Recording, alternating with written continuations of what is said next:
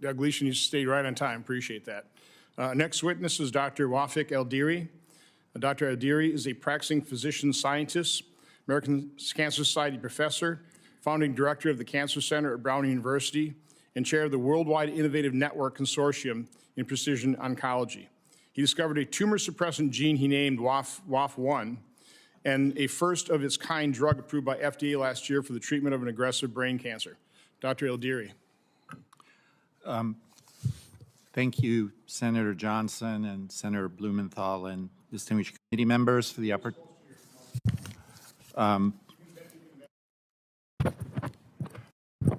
Thank you, Senator Johnson, Senator Blumenthal, and distinguished committee members for the opportunity to speak at this important hearing. I am a physician scientist and cancer researcher with more than 30 years of experience studying how our body normally fights cancer through a major tumor suppressor called p53 and finding new ways of treating it. I've also advocated on Capitol Hill since 2005 for support of research funding, which is really vital.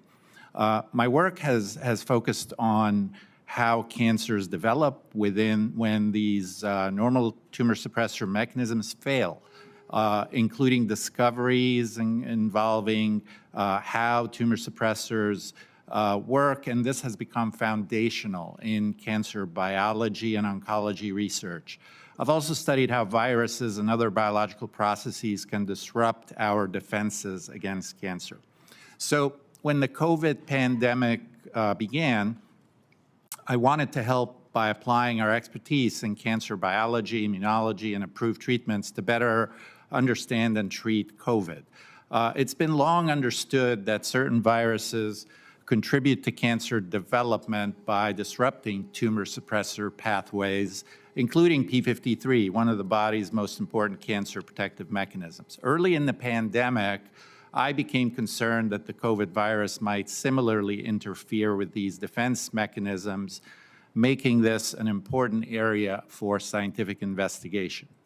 Early in the pandemic, I also expressed uncertainty on social media about the natural origin of the COVID virus, and this is when I first started to experience repercussions of speaking out against the mainstream narrative. What I didn't expect were the attacks on science itself.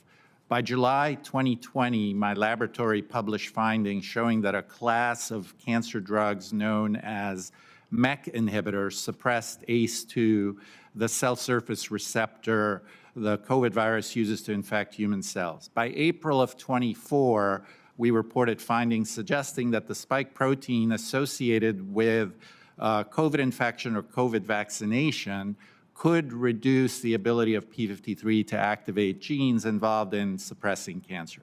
Based on these findings, we emphasize that effective vaccines against viruses such as COVID should strengthen immunity against infection without interfering with the body's natural defenses against cancer.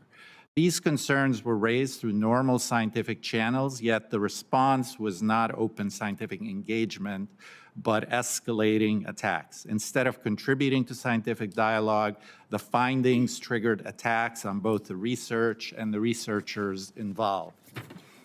Much of this occurred through an online platform known as PubPeer, originally created about a decade ago to identify fraud and scientific misconduct. Unfortunately, the platform increasingly became weaponized against researchers whose findings challenged prevailing narratives. The platform permits anonymous accusations without meaningful accountability. There's no disclosure of conflicts of interest, no statute of limitations, or citizenship requirements. These attacks are public, amplified through social media, and can continue indefinitely regardless of whether wrongdoing is ever established. This is precisely what happened to us. Although we corrected minor errors where appropriate and continue to do so, none altered the underlying results or conclusions of our work. Nevertheless, our publications became subject of sustained public attacks that damage reputation and undermine scientific credibility.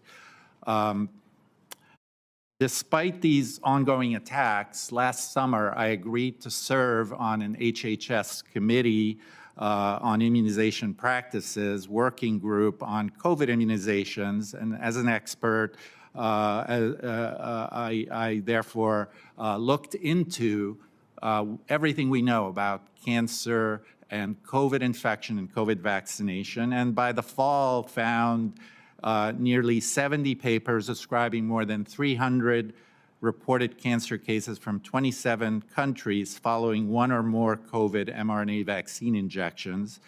The reported cancers occurred near injection sites like sarcomas or lymphomas, right at the injection site, within the head and neck region, within and elsewhere, including, as Dr. Deglish mentioned, brain tumors and other tumors. In some reported cases, spike protein was identified within tumor tissue. Our findings were published in January of this year, and shortly afterwards, I was contacted directly by former Japanese Minister Kazuhiro Haraguchi, who reported developing a diffuse large B-cell lymphoma that later metastasized to his tonsil, and biopsied, and they found spike protein. There should be no spike in tumors. These observations warrant serious scientific investigation, and as such, a number of unexpected observations have been made with the COVID mRNA vaccines that suggest potentially plausible mechanisms and connections to cancer. The attacks on my publications intensified and continue to the present day, despite no findings of fraud, misconduct, or wrongdoing after years of investigation. I am for vaccines that are safe and effective. Both our paper and the journal itself became targets of attacks through PubPeer and related online campaigns. I remain, in effect, guilty until proven innocent. Patients deserve informed consent. Scientists deserve the freedom to investigate legitimate scientific concerns. There are many open questions, including who is at greatest risk from these vaccines, and there shouldn't be fear of reputational destruction, institutional retaliation, or professional ruin. PubPeer needs to be held accountable for making false accusations against physicians and scientists that destroy reputations and careers. Thank you. Thank you, Dr.